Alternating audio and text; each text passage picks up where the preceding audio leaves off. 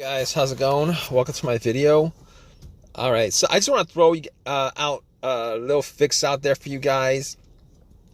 If you guys are in this situation, I know you guys are looking for quick fixes, and hopefully this will help you guys out. You guys have the same situation as I did a couple days ago. So basically, my car has had no issues for a long while. Like I'd say maybe like 8 months. I haven't had a single issue that I had to deal with outside of the oil changes, maybe getting a couple brakes done. Like no issues with starting, no issues with anything at all as far as mechanically, as far as it not starting and stuff like that, whether it's a crank no start or whatever. But I had this situation a couple of days ago where there was it was cranking fine, but it wouldn't run, it wouldn't start, it wouldn't turn over, it wouldn't run. It was cranking fine. So basically, let me tell you guys something. All right, it was hot out. Weather was like, temperature was like 95 degrees, humid, anyway, I was driving the car the whole entire day from like 9 to 5, 9 to 6. I was going to this place, that place, going to the gym, getting food, getting lunch, going to the park, etc., etc. All right, using the car the whole entire day. Anyway, at the very end of the day, around 6, I went to a Dollar Tree to get to get some stuff like potato chips and ice cream and stuff like that, and ended up getting a couple ice cream bars, fruit bars. Spent about like 20 minutes in there, and came back out, try to start the car, but it would crank, but it wouldn't turn over, it wouldn't run. It cranked fine, the cranks were strong, it cranked fine, it wouldn't run. So at that point, I was like, all right, wasn't too worried about it. So I was like pressing the gas pedal a couple of times, and trying to start it, and did not start. And what I did next was I tried shifting. Maybe it was the shifter that wasn't in park, so I just try to shift it into, mess with the shifter a little bit, tugging on it a little bit, pushing it up a little bit. Did nothing. And then I put it in neutral and try to start, and guess what, guys? Did not work. All right, so none of that stuff actually worked. All right, it did the same thing. It cranked, it wouldn't start, it wouldn't run. So at that point I was like, okay, maybe it's the battery, maybe it's the battery, could be the alternator. I wasn't sure about it, but I pretty sure it was in the alternator, but thought maybe it was the battery. Definitely thought it was the battery. Anyway, I turned on the headlights, went out and checked the headlights just to see whether I could gauge like how strong the headlights are, and the headlights were like pretty strong, and the cranks were strong. The headlights were strong. So I let's just say I was hoping that was a battery issue, because it would be the simplest and probably one of the least expensive fixes.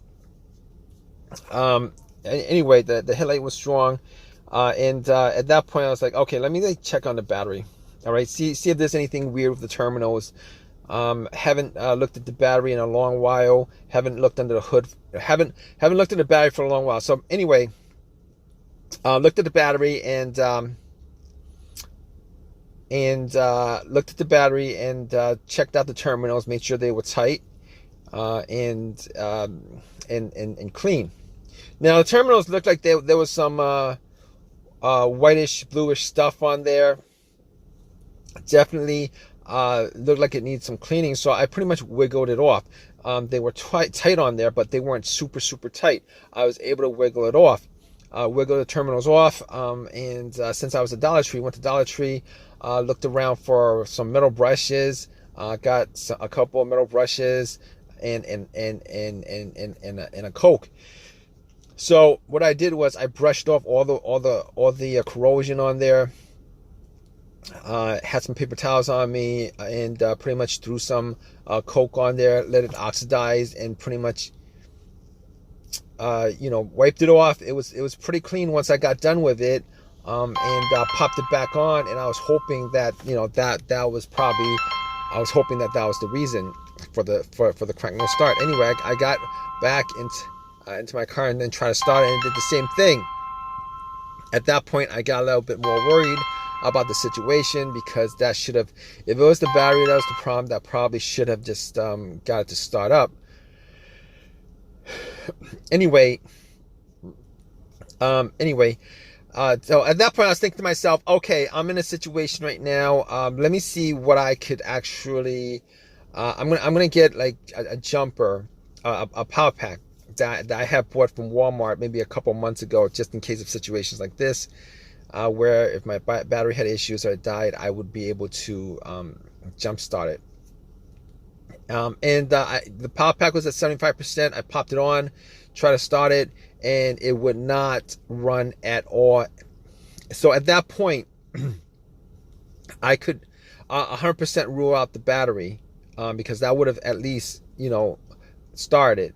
But I could rule out the battery. I didn't think it was the alternator, but if it was the alternator, if it was like the battery being low because of the alternator, for whatever reason, I would be able to maybe like, you know, jump the car and then it would start up. And then once I take the power boost off, the booster pack off, it would just die out.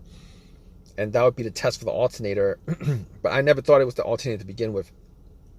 But I ruled that out, you know, well before any of this stuff, because the alternator, you know, normally when the alternator dies, it dies with while the engine is running. Anyway, so basically I was like, okay, I could rule those two things out 100%. Let me see what else I could rule out, because this is, you know, I'm troubleshooting, I'm diagnosing. So I'm looking at the terminals. I'm like, maybe the ground wire is causing this a weak maybe the ground wire is causing like a weak connection. You know, maybe the ground wire is the weakest link. So I was looking at the negative cable, which is the main ground wire to the car, to any car actually. So I was looking at and it's always connected to the frame of the car in one way or another. And I was looking at it, and you know, just make sure that it wasn't disconnected in any way, make sure that it wasn't loose, make sure that, you know, it was clean of debris. There was a little bit of rust on it where the connection was, the bolt connected to the frame was, but nothing serious. And I didn't think that would have been the cause of it. So I immediately ruled out the ground wire. So I ruled out all those things off the bat. Guys, in this situation, you guys want to just diagnose and just go down a list of troubleshooting steps. Just keep on troubleshooting like I did, all right? Just rule that out. I mean, that's all cleared. Rule that out. So basically, at that point, I was like, okay, all right. So there's a bunch of other things that could cause this situation. There could be like the mass shuffle sensor, the throttle position sensor, the camshaft position sensor, the crankshaft position sensor, and a whole host of other stuff that you know you would need to troubleshoot in this case. But then I was thinking to myself, okay, I know for a fact that I did not have a check engine light. There was no check engine light on the dash at all. Did not see a check engine light the whole entire day. Haven't seen a check engine light on this car for a long while, maybe like a year. So I was thinking to myself, every single one of those components actually have a sensor on them. If there was an issue with any one of those components, it would get triggered, and what would happen is, you would get a check engine light and a code for it. Now, because I did not get a check engine light, I could essentially rule out every single one of those things. Now, what I should have done at the beginning before taking the cables off the battery was I should have put my OBD2 scanner in, and the scanner was like, one of these $19-20 OBD2 scanners I got from Walmart when I got the booster pack. But regardless, I know like 99% of the time when any of those components go out with a sensor, if any of those components go out, you can be sure that the check engine light would be on well before it just fails immediately. So I was thinking to myself, there was no check engine light. and I'm pretty sure it wasn't any of those components that were causing it, and I could rule all those things out. So I pretty much just eliminated a whole host of stuff. You guys in this situation, you guys don't have a check engine light, you guys could remove, eliminate all those things that be causing it. If you guys have a check engine light or had it before that happened, then you guys need to troubleshoot it some more. But in my situation, there wasn't a check engine light, but there's a chance that it could also be the car's computer, the PCM, the car's computer, ECU, PCM, or a car's computer that could, if it's disconnected from the car for some reason, there would be a chance that, it could cause this crank no start or no start situation. But anyway, I had an OBD2, a $19.99 or $20 OBD2 that I got from Walmart. One of these cheap ones that actually does the job pretty good as far as giving you a diagnosis of what the issue is. Anyway, I plugged it in, and I plugged it in just to run it, just to make sure that the car's computer was connected to the car.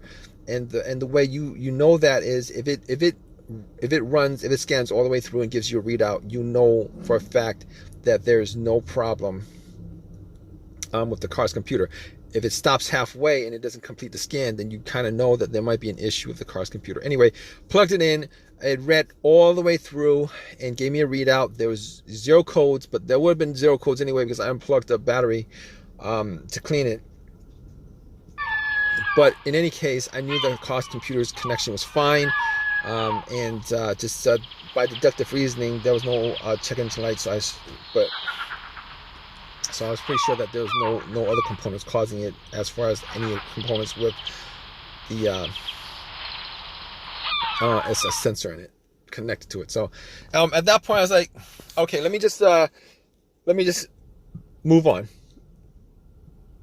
All right, let's just continue the troubleshooting. It could be it could possibly have been a fuel pump issue or whatever. So I was like, all right, normally to check out the fuel pump without actually doing a real test on it, I could listen to the fuel pump priming, but normally I would need 2 people here. One to listen to where the gas cap is. You take off the gas cap and listen to what where you normally fill up the gas, and then somebody just turn the car ignition to the on position. You could hear a whizzing sound. It was just me, so I didn't have somebody to stand right next to the gas cap and listen to. So I actually went back into my car and turned everything off. It was a very hot day, so I was doing this real fast, turned everything off, rolled up all the windows, and pretty much just closed all the doors and tried to listen to the whizzing sound as I turned to the on position. Unfortunately, I wasn't able to get a readout on whether it was priming or not, whether I could hear something whizzing or not. But in any case, I moved on to others. I couldn't figure that out, so I just moved on. I couldn't figure that out, so I just moved on. I couldn't figure that out, so I just moved on to the next thing. All right, so the next thing would be the fuses and the relays. So I looked at the fuses, and the fuses looked like they were, I looked at the fuses just to see whether there was any kind of, seeing the fuses whether there were any. Man, I can't talk right now. Anyway, I was checking the fuses to see whether there was any kind of discoloration on the fuse, the top of the fuse and stuff like that, whether there was a burnt smell, whether I could see any kind of discoloration. And I couldn't see any discoloration.